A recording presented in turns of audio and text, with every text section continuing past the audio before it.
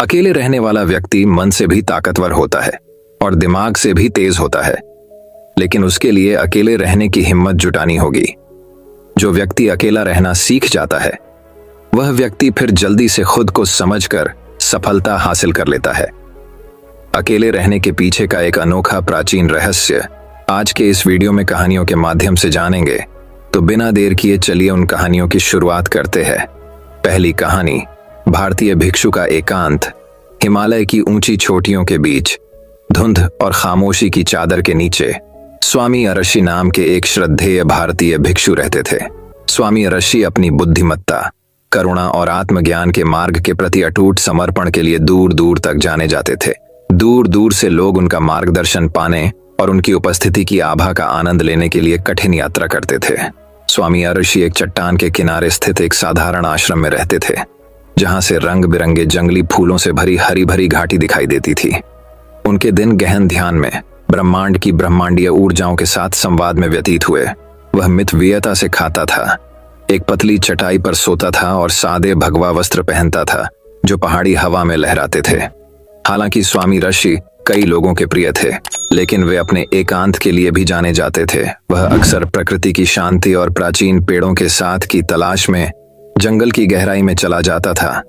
इन एकांत प्रवासों के दौरान स्वामी अरशी ने अपने भय, असुरक्षाओं और इच्छाओं का सामना करते हुए अपनी आत्मा की गहराई में प्रवेश किया। एक दिन जब सूरज क्षितिज से नीचे डूब गया और बर्फ से ढकी चोटियों पर सुनहरी चमक बिखेर रहा था, अर्जुन नाम का एक युवक स्वामी अरशी के आश्रम में पहुंचा। अर्जुन एक थका हुआ यात्री था जो जीवन की परीक्षाओं और कष्टों के बोझ से दबा हुआ था। उसने बुद्धिमान साधु की कहानियां सुनी थीं और उन सवालों के जवाब ढूंढने आया था जो उसके दिल पर बोझ थे। स्वामी अरशी ने शांत मुस्कान के साथ अर्जुन का स्वागत किया और उन्हें बुनी हुई चटाई पर बैठने की पेशकश की। जैसे ही वे टिमटिमाती आग के पास बैठे, अर्जुन ने अपने संघर्षों, अपनी असफलताओं और सफलता की लालसा के बारे में बात करते हुए भिक्षु के सामने अपने दिल की बात रखी। स्वामी अरशी ने करुणा के साथ सुना। उनकी आंखों में अनगिनत जन्मों का ज्ञान झलक रहा था। हे श्रद्धेय स्वामी, अर्जुन ने भावना से कांपती आवाज में कहा, मैं जीवन में सफलता चाहता हूं, लेकिन मैं अकेलेपन और संदेह से परेशान हूं। मैं अपने डर पर काबू पाने और अपने भाग्य को पूरा करने की ताकत कैसे पा सकता हूं? स्वामी अरशी ने आग की लपटों को देखा। उनके विचार धुएं की तरह बह रहे थे। एक लंबी चुप्पी के बाद वह सरसराते पत्तों की तरह कोमल आवाज में बोला, प्रिय अर्जुन, सच्ची सफलता का मार्ग सोने या प्रशंसा से भरा नहीं है। यह आत्मा की यात्रा है, आत्म खोज और आंतरिक शांति की खोज है। अकेलापन कोई अभिशाप नहीं है, बल्कि इस पवित्र पथ पर एक साथी है। इसे गले लगाओ, क्योंकि एकांत में तुम्हें अपने डर का सामना करने की ताकत मिलेगी और उद्देश्य के साथ रास्ते पर चलने की स्पष्टता मिलेगी। अर्जुन ने स्वामी अरशी के शब्दों पर विचार किया। उसका हृदय एक नए संकल्प की भावना से उद्वेलित हो गया। उन्होंने आश्रम में रहने, भिक्षु की शिक्षाओं से सीखने और ध्यान और आत्मचिंतन की प्रथाओं में खुद को डुबोने का फैसला किया।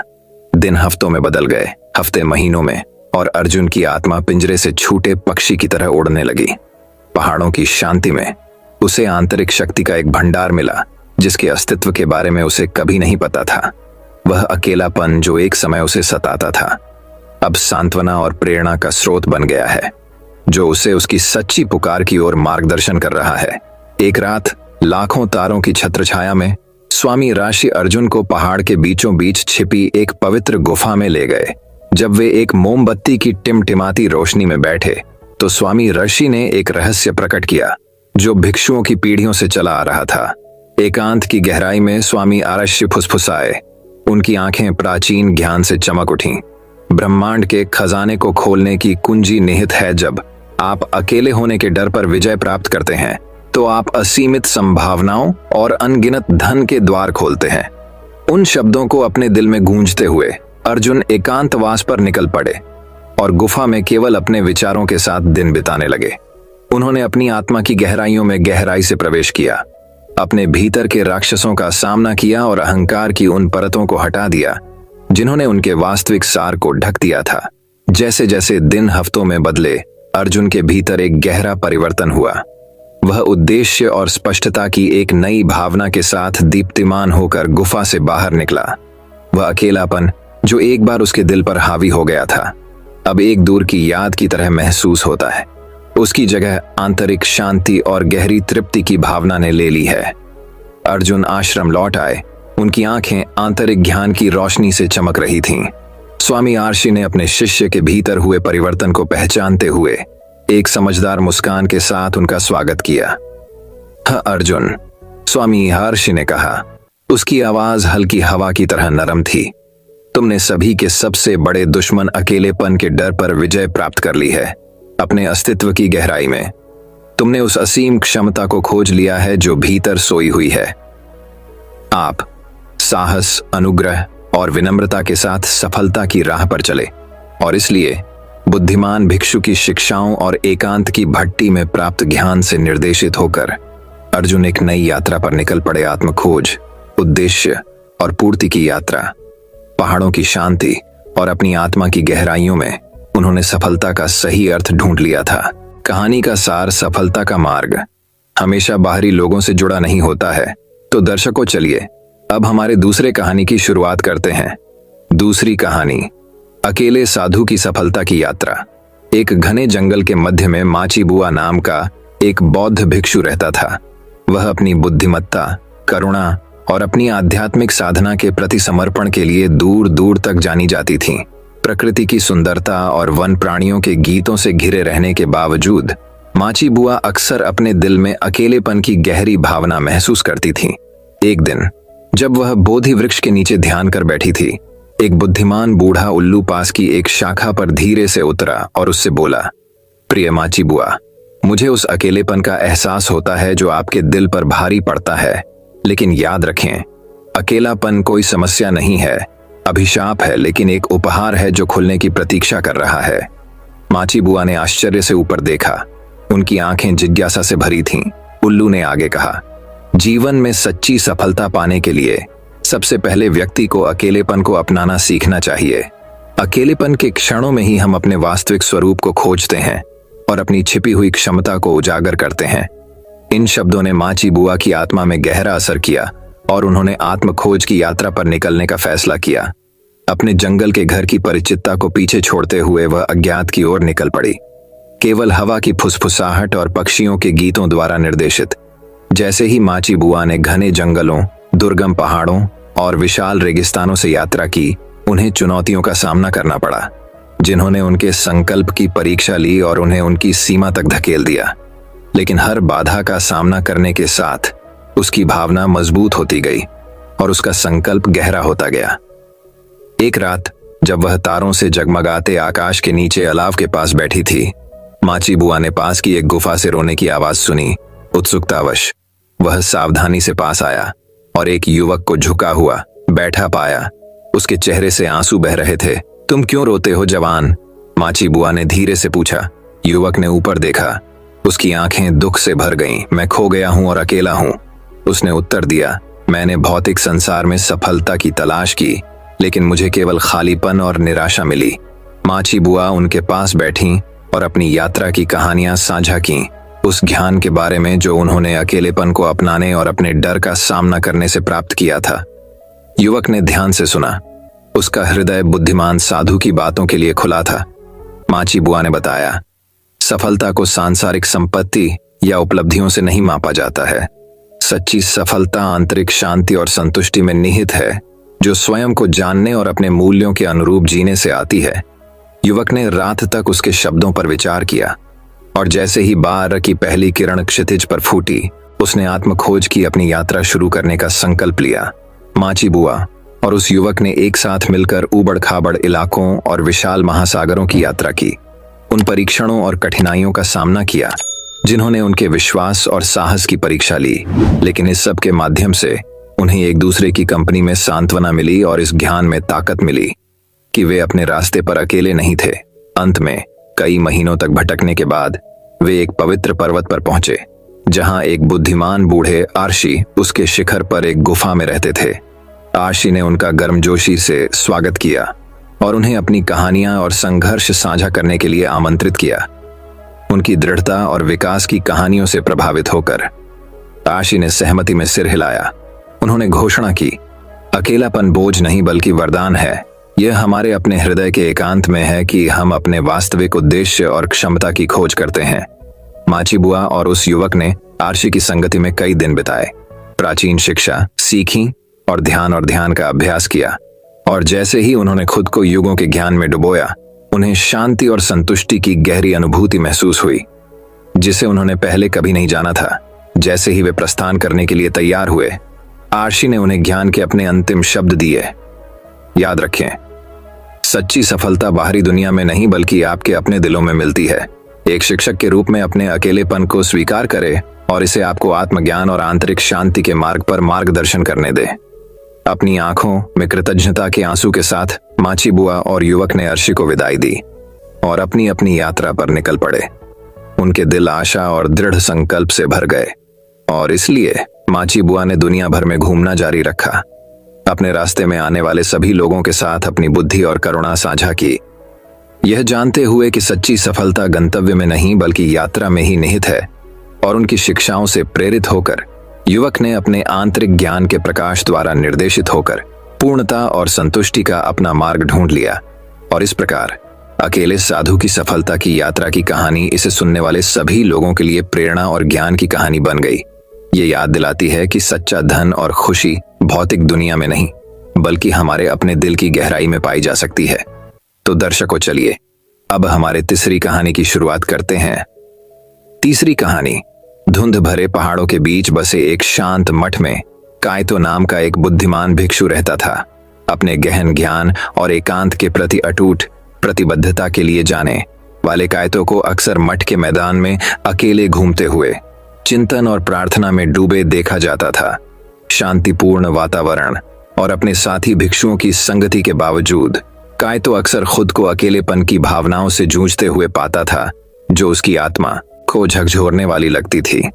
एक सर्दियों की रात, जब कायतो मठ के मध्य में जलती हुई आग के पास बैठा था, रियो नाम का एक युवा भिक्षु अस्थायी रूप से उसके पास आया। मास्टर कायतो, रियो ने अपनी आवाज में झिझक लेकिन गंभीरता के साथ शुरुआत की।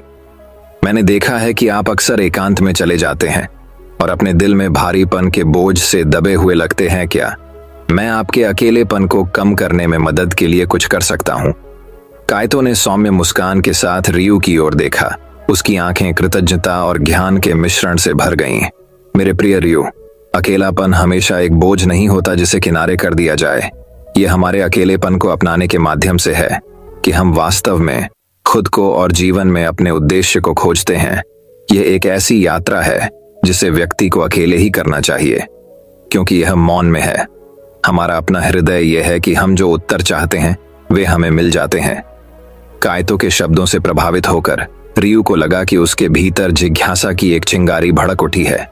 अकेलेपन पर भिक्षु के दृष्टिकोण को समझने के लिए दृढ़ संकल्पित होकर वह आत्मखोज और आत्मनिरीक्षण की यात्रा पर निकल पड़े। जैसे जैसे दिन हफ्तों में और सप्ताह महीनों में बदलते गए, रियो ने अपनी आत्मा की गहराइयों में प्रवेश किया और साहस और दृढ़ संकल्प की एक नई भावना के साथ अपने डर और असुरक्षाओं का सामना किया। एक दुर्भाग्यपूर्ण शाम, जब चंद्रमा रात के आकाश में मठ पर चांदी जैसी चमक बिखेर रहा था, रियो ने एक बार फिर कायतो की तलाश की। अपनी आंखों से चमकती शांति की झलक के साथ रियो ने नई समझ और स्पष्टता से भरी आवाज में बात की। मास्टर कायतो, मुझे यह एहसास हो गया है कि अकेलापन डरने लायक दुश्मन नहीं है बल्कि गले लगाने योग्य साथी है। केवल अकेलेपन के माध्यम से ही हम वास्तव में अपने अंतरतम से जुड़ सकते हैं और हमारे भीतर सुप्त क्षमता को खोल सकते हैं। कायतो ने मौन स्वीकृति में सिर हिलाया। उसकी शांत निगाहें अंधेरे में एक मार्गदर्शक प्रकाश की तरह रियो पर टिकी थीं। तुमने अकेलेपन का सही अर्थ समझ लिया है मेरे प्रिय रियो, वह फुसफुसाया। उसकी आवाज में सदियों के ज्ञान का भार था। यह हमारे अकेलेपन को अपनाने के माध्यम से है कि हम जीवन में आने वाली किसी भी बाधा को दूर करने की ताकत पाते हैं। याद रखें, यह हमारे अपने दिल की शांति में है कि हम उस असीम शक्ति की खोज करते हैं जो हमारे भीतर रहती है। और इसलिए रियो ने नए उद्देश्य और दृढ़ संकल्प के साथ अपनी यात्रा जारी रखी। मास्टर कायतो की शिक्षाओं और अपने अकेलेपन से प्राप्त ज्ञान द्वारा निर्देशित, जैसे जैसे मौसम बदलते गए और साल बीतते गए, रियो अपने अकेलेपन से एक पराजित आत्मा के रूप में नहीं बल्कि उसके रास्ते में आने वाले सभी लोगों के लिए प्रकाश और प्रेरणा की किरण के रूप में उभरा। कहानी का नैतिक यह है, अकेलापन कमजोरी का प्रतीक नहीं है, बल्कि हम में से प्रत्येक के भीतर मौजूद ताकत और लचीलेपन का एक प्रमाण है। अपने एकांत को अपनाने के माध्यम से हम अपनी आत्मा की छिपी गहराइयों को खोलते हैं और जीवन के सभी पहलुओं में सफलता का मार्ग प्रशस्त करते हैं। साहस और आत्मनिरीक्षण के साथ अपने अकेलेपन का सामना करके ही हम वास्तव में महानता हासिल कर सकते हैं और वह शांति पा सकते हैं जिसकी हमें तलाश है। तो दर्शकों, चलिए अब हमारे चौथी कहानी की शुरुआत करते हैं। चौथी कहानी एकांत की गूंज। बोधगया के शांत गांव में, जो अपने शांत परिदृश्य और प्राचीन आध्यात्मिक ऊर्जा के लिए जाना जाता है, अर्जुन नाम का एक भारतीय भिक्षु रहता था।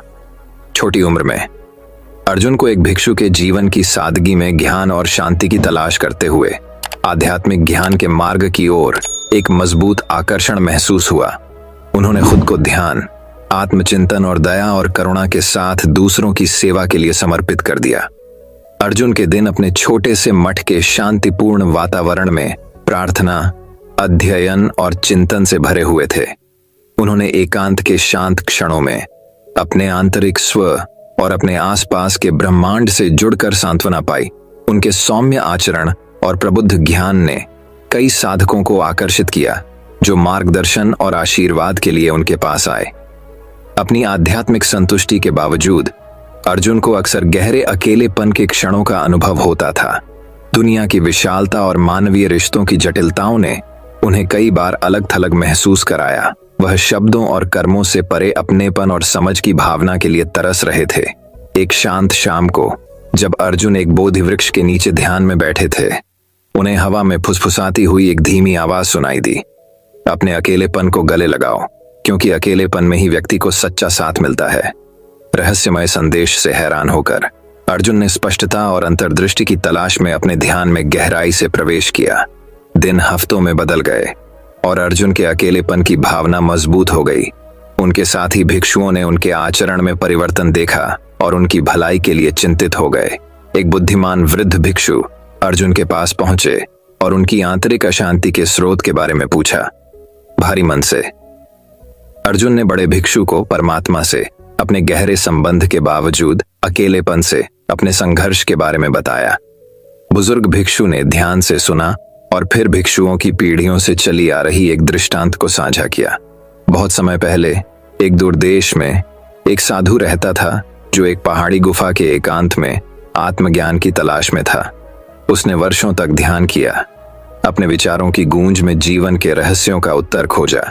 एक दिन एक भटकते हुए आशी ने साधु से मुलाकात की और उससे पूछा कि उसने खुद को दुनिया से अलग करने का फैसला क्यों किया।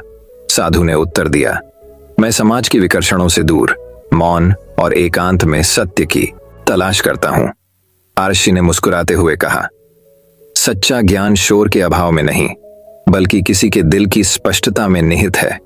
अकेलेपन को एक दोस्त की तरह अपनाएं, क्योंकि यह आपको संबंध और समझ का मूल्य सिखाता है। साधु ने अरशी के शब्दों पर विचार किया और महसूस किया कि आत्मज्ञान की उसकी खोज ने उसे मानवीय रिश्तों और साझा अनुभवों की सुंदरता को नजरअंदाज कर दिया था। वह अपनी गुफा से निकले और लोगों के बीच चले, अपनी अंतर्दृष्टि साझा की और उनकी कहानियों से सीख ली।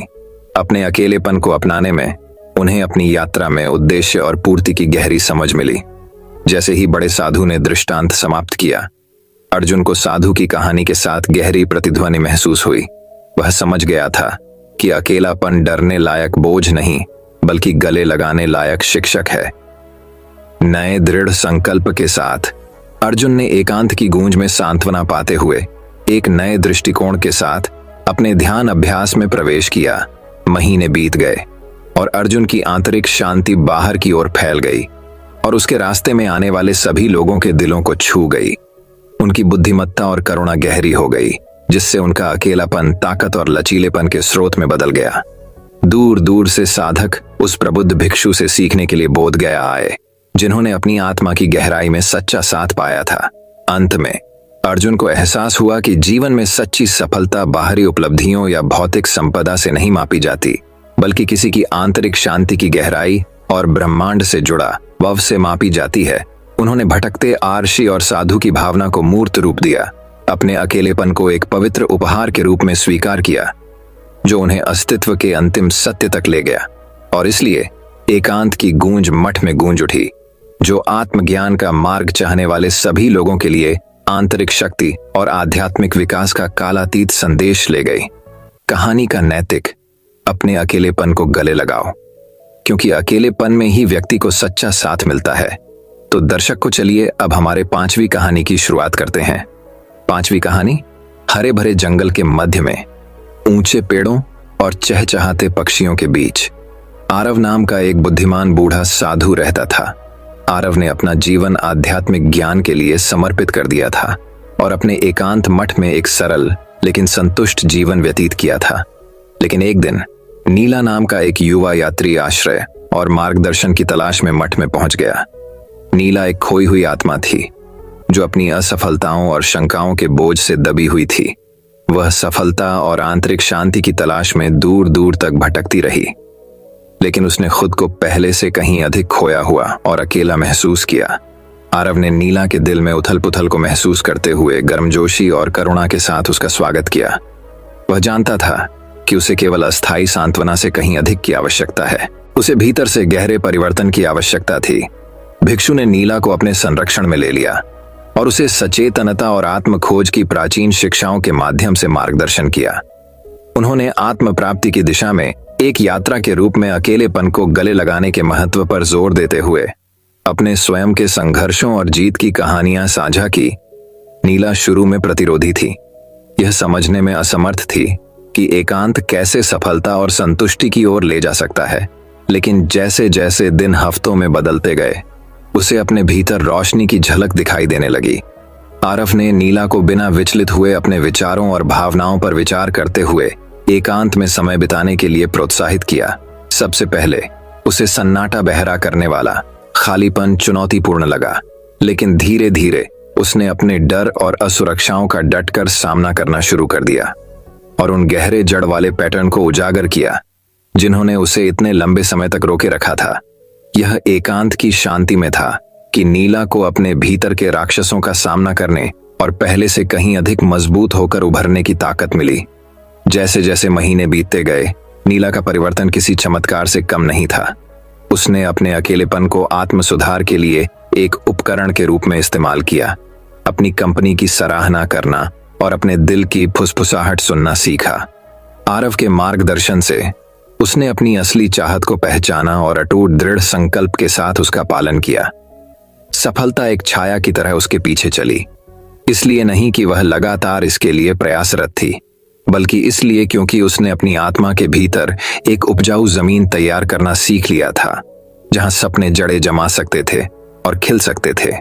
अंत में नीला ने मठ से विदाई ली। उसका हृदय उस साधु के प्रति कृतज्ञता से भर गया जिसने उसे सच्ची सफलता का मार्ग दिखाया था। आरव ने मुस्कुराते हुए उसे जाते हुए देखा, यह जानते हुए कि उसने आखिरकार दुनिया में अपनी जगह पा ली है। जैसे जैसे नीला अपने भविष्य की ओर बढ़ी, वह अपने साथ यह अमूल्य सबक ले गई कि आत्म खोज और पूर्णता की यात्रा में अकेलापन एक शक्तिशाली सहयोगी हो सकता है। और इसलिए बुद्धिमान बूढ़े भिक्षु की शिक्षाएं जीवित रहीं, खोई हुई आत्माओं को अपने एकांत को अपनाने और अपने भीतर छिपे खजाने को खोलने के लिए प्रेरित किया। तो दर्शकों चलिए अब हमारे छठी कहानी की शुरुआत करते हैं। छठी कहानी: साधु और अकेलेपन की शक्ति। एक घने जंगल के मध्य में कायतो नाम का एक साधु रहता था। वह अपनी बुद्धिमत्ता, दयालुता और आध्यात्मिक शक्ति के लिए पूरे देश में जाने जाते थे। कायतो ने अपना जीवन आत्मज्ञान के लिए समर्पित कर दिया था और आशा की थी कि एक दिन उसे सच्ची आंतरिक शांति मिलेगी। एक दिन जब कायतो एक बड़े ओक के पेड़ के नीचे ध्यान लगाकर बैठा था, रियू नाम का एक युवक उसके पास आया। रियू एक परेशान आत्मा थी जो अपने जीवन में अर्थ और उद्देश्य की तलाश कर रही थी। उसने बुद्धिमान साधु के बारे में सुना था और उसका मार्गदर्शन लेने का फैसला किया। मास्टर कायतो, रियू ने शुरू किया, मैं खो गया हूं और अपने रास्ते को लेकर अनिश्चित हूं। मैं सफलता और संतुष्टि चाहता हूं, लेकिन मुझे नहीं पता कि उन्हें कहां ढूंढूं। कायतो ने अपनी आंखें खोलीं और रियू की ओर करुणा से देखा। उन्होंने कहा, मेरे बच्चे, सफलता और संतुष्टि तुम्हारे अंदर ही निहित है, लेकिन उन्हें ढूंढने के लिए आपको पहले अकेलेपन की ताकत सीखनी होगी। रियू हैरान था। अकेलापन, मास्टर, वह मुझे सफलता की ओर कैसे ले जा सकता है? काइतो जानबूझकर मुस्कुराया। अकेलापन वह नहीं है जो आप सोचते हैं, युवा। यह शारीरिक रूप से अकेले होने के बारे में नहीं है, बल्कि अपने भीतर एकांत खोजने के बारे में है। ये दुनिया के शोर को शांत करने के बारे में है, ताकि आप अपने दिल की फुसफुसाहट सुन सके। इसके साथ ही काइतो ने रियू को जंगल में रहने और उससे सीखने के लिए आमंत्रित किया। रियू सहमत हो गया। अकेलेपन की इस रहस्यमय शक्ति की खोज करने के लिए उत्सुक कई दिनों और रातों तक रियू ने काइतो को ध्यान करते, प्रार्थना करते और प्रकृति के साथ संवाद करते देखा। उन्होंने भिक्षु की शांति और शांति देखी। उनकी आंतरिक शक्ति जंगल के अंधेरे में एक प्रकाश स्तंभ की तरह चमक रही थी।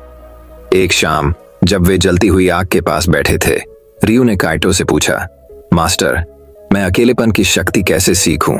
मैं अपने भीतर सफलता और संतुष्टि कैसे पा सकता हूं? काइतो ने सोच समझकर सिर हिलाया।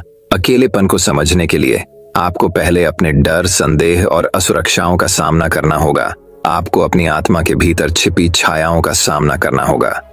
रियू को अपनी रीढ़ की हड्डी में कंपकंपी महसूस हुई। वह भीतर झांकने से डरता था कि क्या मिलेगा, लेकिन वह जानता था कि काइतो सही था, कि उसे रोशनी पाने के लिए अंधेरे का सामना करना होगा। इसलिए भारी मन से रियू ने आत्मखोज की अपनी यात्रा शुरू की।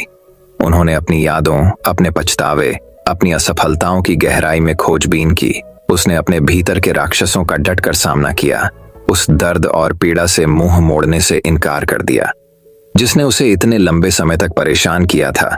जैसे जैसे दिन हफ्तों में और हफ्ते महीनों में बदलते गए, रियू का दिल हर गुजरते पल के साथ भारी होता गया।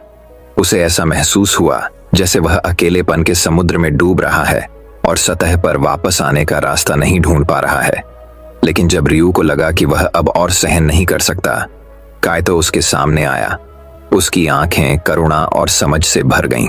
मेरे बच्चे, काइतो ने धीरे से कहा, तुमने साहस और ताकत के साथ अपने डर और शंकाओं का सामना किया है। तुमने अकेलेपन की शक्ति को अपनाया है और इसका सही अर्थ सीखा है।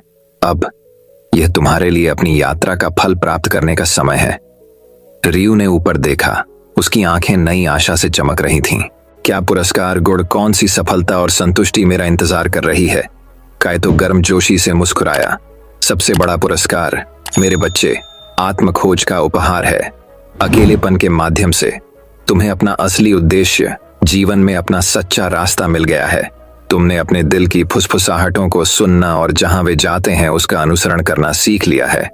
रियू को अपने ऊपर एक शांति की अनुभूति महसूस हुई, स्पष्टता और उद्देश्य की भावना जो उसने पहले कभी नहीं जानी थी। उन्होंने महसूस किया कि सच्ची सफलता धन या प्रसिद्धि के बारे में नहीं है, बल्कि आंतरिक शांति और संतुष्टि पाने के बारे में है। और इसीलिए काइतो के मार्गदर्शन से रियू ने एक नई यात्रा शुरू की जो आशा और वादे से भरी थी। वह जानता था कि अकेलेपन की शक्ति हमेशा उसके साथ रहेगी, उसे ज्ञानोदय और पूर्णता के मार्ग पर मार्गदर्शन करेगी।